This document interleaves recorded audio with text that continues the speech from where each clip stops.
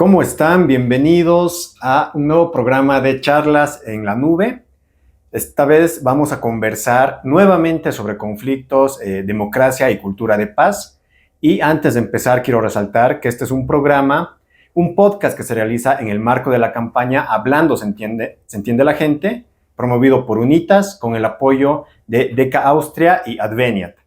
Y para esta ocasión tenemos como invitado a Gregorio Lanza. Él es especialista en gestión de conflictos, pero además estaba en funciones como director general de régimen interior en el gobierno de Carlos Mesa en 2004 y fue también jefe nacional de prevención y atención de conflictos en 2012, ya durante el gobierno del MAS, pero en la Defensoría del Pueblo.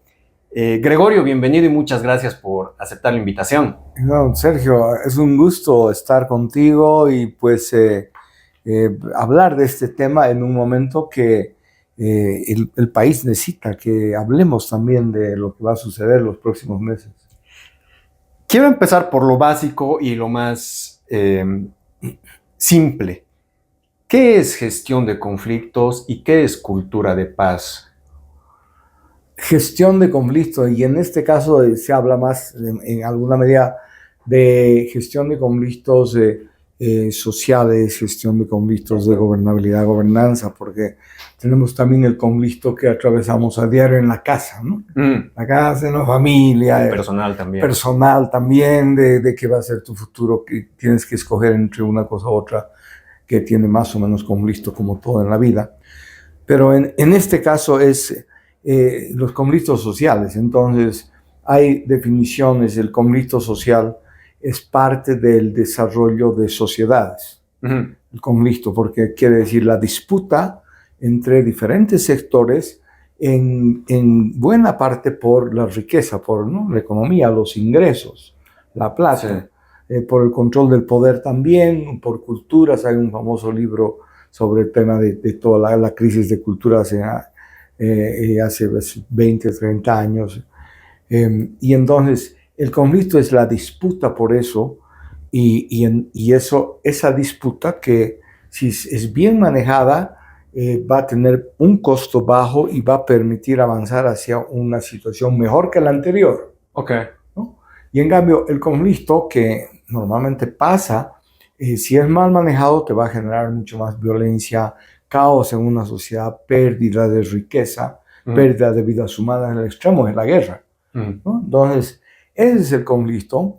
Y entonces, en este caso, la gestión del conflicto es cómo utilizamos una serie de instrumentos y de comprensión, porque para la gestión del conflicto, yo siempre digo, lo primero es tener una decisión de servir a la gente para la gestión del conflicto, para ayudar a resolver una situación de crisis.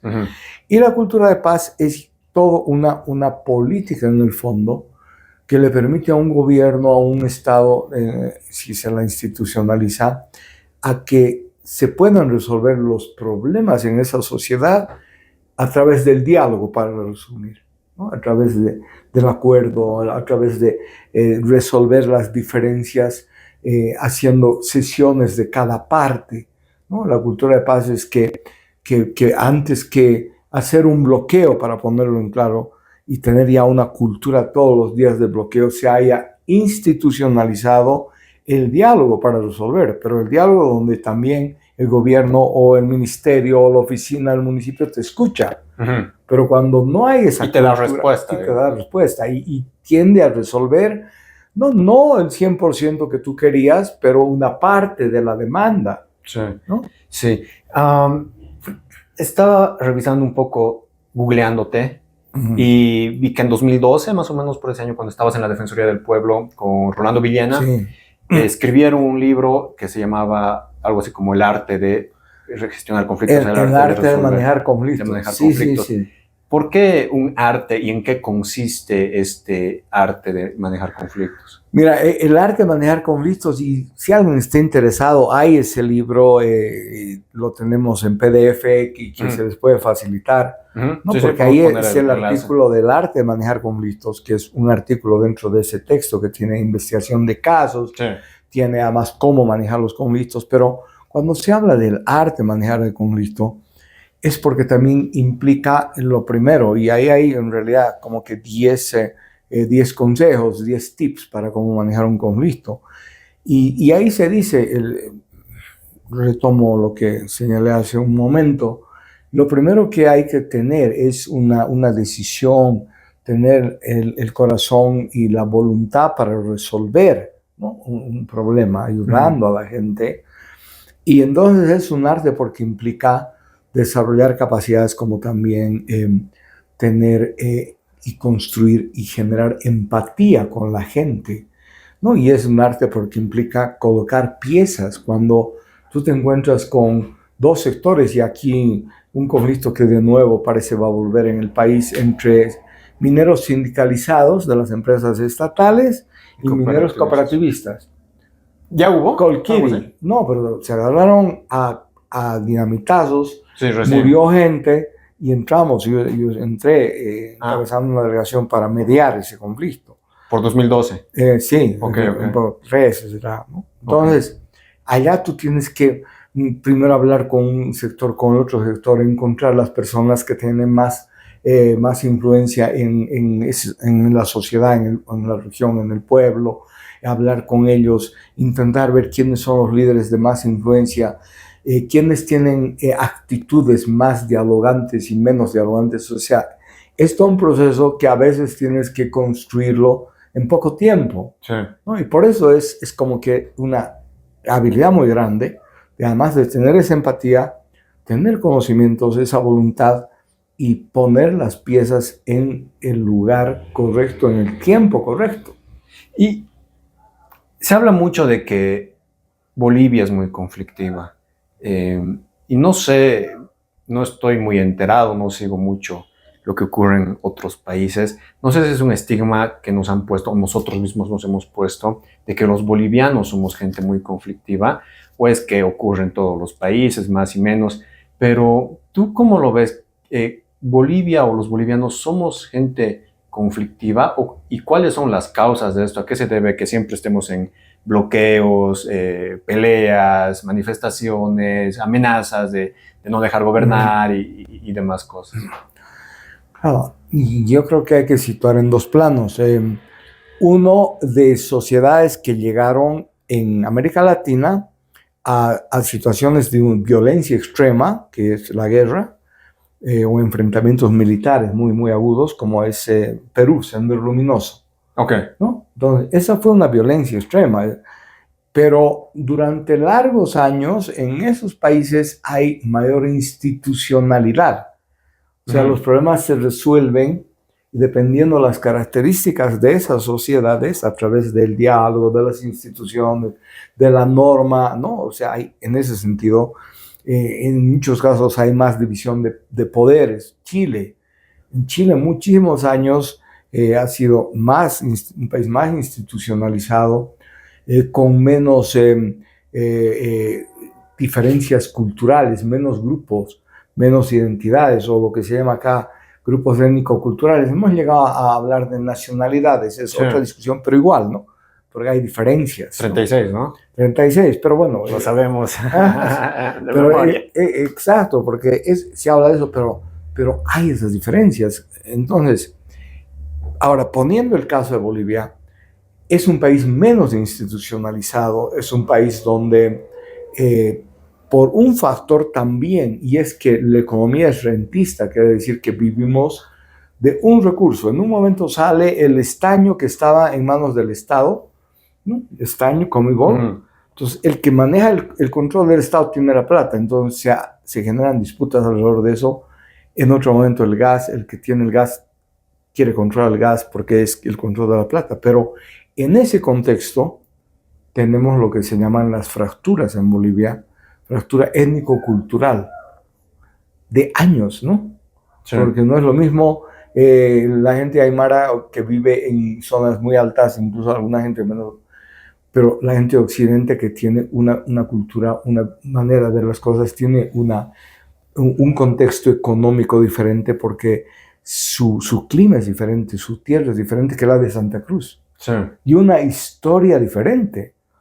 La historia de Santa Cruz, y eso uno aprende cuando está mucho tiempo allá, La historia de Santa Cruz es diferente porque Santa Cruz desde la colonia era un lugar aislado, marginado, olvidado. Porque para ir de Sucre, que estaba la Audiencia de Charcas, a Santa Cruz se tomaba 3 meses a caballo. Y el ejército que tenía el escuadrón en Roboré, que es en Santa Cruz, ha ido a la guerra del Pacífico y le ha tomado casi un año llegar. Y ha llegado con 1/3 menos de su gente, porque han muerto en el camino. Por esa lejanía hay esa autonomía cruceña que es histórica. Sí. ¿No? Y la producción que es diferente porque ahí tienes la tierra.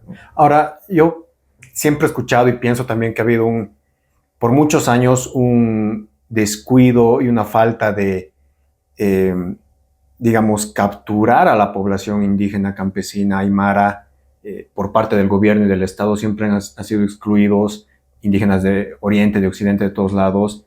Y con Evo Morales eso cambió, pero de una forma bastante desordenada, después superficial, y volviendo a los grupos de poder, que es esto que mencionabas, quien controla y no buscando un desarrollo homogéneo, digamos, para todo el país. Claro, efectivamente, en realidad, pero ahí yo difiero con esa percepción.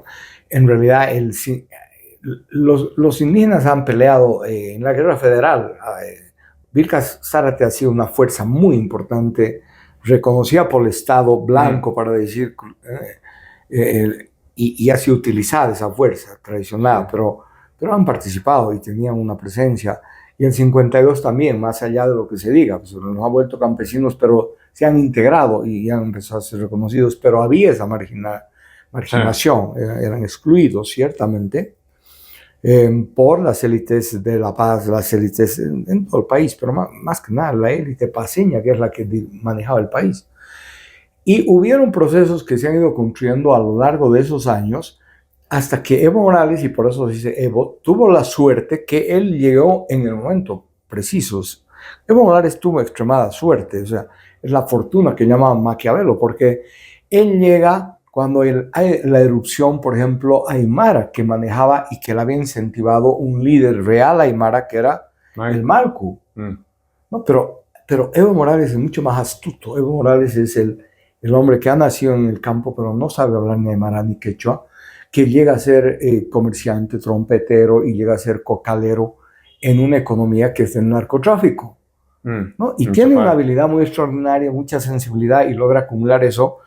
Y coincide eso con el otro elemento central, que es que lo que habían explorado los neoliberales, el gas, está en boca de pozo para que él reciba la plata. Sí. Entonces tiene para distribuir a todo el mundo y eso llueve. Efectivamente, lo más importante del proceso de cambio es la inclusión. Sí. Porque ya no va a ser Bolivia como antes. Y yendo a ese tema, 2 preguntas. ¿Hubo inclusión? ¿En qué medida sí, en qué medida no durante los 20 años del MAS? Y la segunda pregunta, ¿qué crees que vaya a ocurrir ahora con un nuevo gobierno que se ha presentado más de derecha, menos socialista, más abierto al mercado? Mira, hubo inclusión primero porque ya era un proceso, como te digo, el Malcu, ¿no? Como en otras regiones, la lucha de los cocaleros del Chapare, pues de los yungas también, muy importante, por la hoja de coca. Habíamos participado en toda esa historia de la campaña por la despenalización de la hoja de coca y el acullico, que eso era parte de la práctica ancestral, pero la coca y el Chapare es otra cosa. Pero esa gente participó en el proceso en los primeros años y a partir de eso se construyó todo el mito pachamámico, ¿no? En términos de nacionalidades, que es la historia que se construye, ¿no? Y a Evo Morales lo coronan en Tiahuanaco. Arce también, si no me equivoco. No, a él lo coronan en Tiahuanaco. Es que el otro ya no podía hacer la misma payasada porque el Evo tenía más raíz. Ok, sí, fue mucho más... claro, eso fue... Con más esencia, digamos. Con más 2006 esencia, o... No, más allá que el que hace la ceremonia, el maestro de la ceremonia, sí, que se supone debía ser una persona muy digna, termina preso a los 6 años por narcotráfico, ¿no? Entonces, eso te demuestra ¿no? Como eso era un montaje, ¿no? Un montaje, pero se construye un mito y los mitos duran años, ¿no? Entonces se construye ese mito, pero hay presencia e inclusión y en los primeros años se consulta a la gente, las bases deciden, hay la presencia en Palacio de las monteras y las polleras, Claro. ¿no? Ese es un proceso de inclusión. Pero ese proceso después especialmente de su primer año y medio, como dice Rafael Puente, que ha estado en ese gobierno, una persona que había trabajado en ese proceso y después rompe con mucha gente, hay un proceso que se vuelve al principio, se convierte en un régimen autoritario con una capa en realidad de mestizos blancos. Carlos Romero es un ejemplo, es un tipo más poderoso ahí. El capitán, hay un capitán Quintana Juan Ramón, ¿no? Juan Ramón, ¿no? Es el otro tipo más poderoso y así, ¿no? Se articula con diferentes sectores y voy a negocia con las élites de Santa Cruz. Entonces, todo ese proceso retrocede y esta creencia se va destruyendo. Por eso, cuando Evo Morales hace fraude y escapa, huye del país, la gente, no, las bases indígenas campesinas ya no salen a defenderlo. Claro. Entonces, en ese proceso, y esto, bueno, algunos, paso ¿no? Al otro. Bueno, alguna gente no, porque sí. Evo tiene obviamente gente, hay gente convencida, hay un 10% de la población que lo ve, imagínate gente de tercera edad que lo ve como una cosa extraordinaria, presidente del país, ¿no? Coronado en Tiahuanaco, ¿no? Entonces hay gente, hay unas capas que se han enriquecido, las dirigencias sindicales que han rotado, que se han hecho millonarios, entonces, toda esa gente que tiene muchos recursos y que tiene todavía el respaldo, y por eso Evo puede sacar un 7%, 8% con el voto nulo. Sí. ¿No? Pero ahora, ¿qué va a pasar? Ajá. Porque ahí yo estaba escuchando por accidente, estaba escuchando bastante Causa Chuncoca y muchas voces diciendo que ahora lo que se viene con Tuto, lo que se viene con Paz es volver al pasado, ¿no? Y que el indígena, el campesino siempre fue oprimido, relegado, y eso va a volver y va a comenzar de nuevo la lucha. Claro, es bien que tocas ese punto, porque en el tema de cultura de paz tenemos radios que no transmiten cultura de paz. Transmiten como Causa Chuncoca cultura de violencia. Todo este periodo. Sistemáticamente de la violencia y de la desinformación. Y yo he hecho estudios el 20 en el Chapare y acabo de hacer un pequeño estudio en una zona muy interesante en Santa Cruz, que uno diría es una zona pues donde está la influencia de lo cruceñista, pero resulta que en esas zonas, que en realidad es todo el cordón que va desde el Chapare hasta San Julián y más arriba, solamente se escucha el radio Causa Chuncoca. O sea, armaron de tal manera la radio que esta gente me explica, antes acá llegaba el Radio Santa Cruz, pero la radio Causa Chuncoca la sacó, copó ese espacio. Yo no conozco la técnica de cómo utilizar, pero copó, y obviamente en todo el Chapare es prohibido escuchar cualquier otra radio, pero prohibido era. Ahora va a ser diferente. A mí me decían las iglesias, nosotros como iglesia, los cristianos y todas esas iglesias, queremos tener nuestra radio, pero no nos permiten, ¿no? Aquí no nos permite, se controla totalmente. Control de la comunicación que tiene que ver con cultura de paz. Y ese es un punto, pero no nos perdamos, llegamos a qué va a pasar ahora con un gobierno, como dices, no, donde cualquiera de las dos versiones apunta a lo mismo, a hacer reformas que van a ser muy complejas, con matices, y eso es importante, porque si bien apuntan a lo mismo, hay la gran diferencia, para resumir, que Tuto apunta a una política más de shock, ¿no? Más directa, más rápida, que lleva a ser más confrontativa, a su modo. Y Rodrigo apunta a una política más de proceso, ¿no? Más de fases a partir del diálogo, y para eso ha articulado de una u otra manera ya hasta ahora todas esas alianzas con diferentes sectores. Es un discurso que se acerca más a una solución de los problemas a través de llegar a acuerdos con la sociedad. Entonces, tenemos que cualquiera de los dos sea gobierno va a ser muy complicado, pero uno tiene más chance de poder resolver a partir de acuerdos, medidas que van a ser duras. Sí. ¿no? Y entonces, en ese contexto, cultura de paz es, por un lado, el gobierno que tiene que tomar muy en serio de construir gobernabilidad, pero, y yo este día voy cerrando, y es la Defensoría del Pueblo. Para eso es la Defensoría del Pueblo.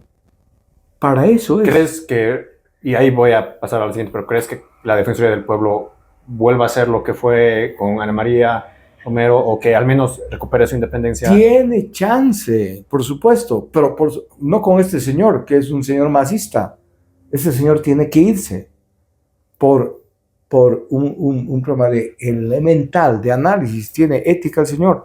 Dirá, yo me voy porque he sido nombrado por el partido. Y punto. Y tiene que elegirse de una manera transparente, con 2/3, ¿no? a una persona que sea capaz de ayudar, porque la Defensoría del Pueblo no es funcionaria del gobierno. Y por eso tiene mucho más capacidad la Defensoría del Pueblo de construir cultura de paz. Sí. Nosotros desde la Defensoría hemos hecho eso. Ya no estábamos de acuerdo, aunque Villena había sido nombrado por Evo Morales, pero había una diferencia muy grande en lo que era una visión de paz, concertadora, dialogante, y la Defensoría del Pueblo tenía su misión de defender a la gente, y eso ha hecho. Entonces, estábamos en disputa. Peleándose, ¿no? Se pelearon entre ellos, pero a pesar de eso, porque intentábamos resolver los problemas a partir del diálogo, teníamos relación para resolver los problemas con el Ministerio de Gobierno, por ejemplo, ¿no? Y ya para ir cerrando, porque ya nos vamos quedando sin tiempo, me gustaría ir ya para concluir. Creo que la institucionalidad es clave, el respeto de las reglas, tanto de los gobernantes como de los gobernados, para construir esta cultura de paz y evitar que los conflictos den fruto, porque en algunos casos, yo al menos así lo entiendo, no obtienes resultados si no es bloqueando, si no es haciendo tu protesta, porque ya nos hemos acostumbrado también a esta cultura de guagua que no llora no mama, ¿no? Pero ya a niveles extremos de violencia. ¿Qué es lo que pasó, digamos, históricamente en Bolivia para que no se pueda construir una institucionalidad fuerte, respetable? ¿O es que sí la había en algún momento de la historia? ¿Y qué tan posible va a ser ahora hacer esta tarea de tener una institucionalidad fuerte, que sea respetable y respetuosa con el pueblo, con la gente, que es una tarea titánica, ¿no? Tal vez sea más fácil resolver la crisis económica, supongo, que hacer esto segundo. Buen punto. Exactamente es así, porque este es un proceso de más largo tiempo, es un proceso que tiene que ver con visiones, percepciones, conductas, hábitos que se han formado además en estos 20 años, que también se han formado. Sí, hay mucha gente joven.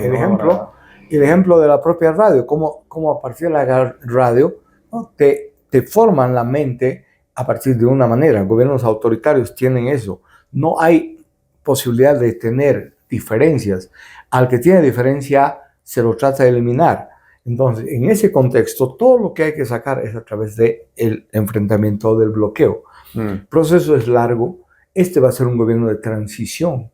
Va a poner, si lo hace bien, va a poner piedras para que el próximo pueda avanzar. Pero es un gobierno que va a ser muy complejo, donde va a tener que utilizar, por un lado, el diálogo, ¿no? Va a ser fundamental, inteligencia, o sea, la inteligencia es fundamental desde el Estado para desarticular ya los grupos conspiradores, ¿no? Pero a través de métodos de inteligencia, o sea, descubrir quiénes son, aislar, etcétera, ¿no? Sí, y la sistemáticamente. Fuerza, ¿no? La fuerza. Entonces, es un gobierno que va a tener un escenario muy complejo, y ojalá que entienda eso, y esa ha sido mi preocupación permanente. Yo he hablado con los propios candidatos y señalar que es fundamental, y he escrito artículos de que tienen que ver la gobernabilidad, que no piensen que pueden resolver la economía de una manera simple. Si no hay gobernabilidad, está casado. Economía, resolver los problemas del ingreso, de la mejora de la vida de la gente, está relacionado, está casado con construir gobernabilidad a través del diálogo.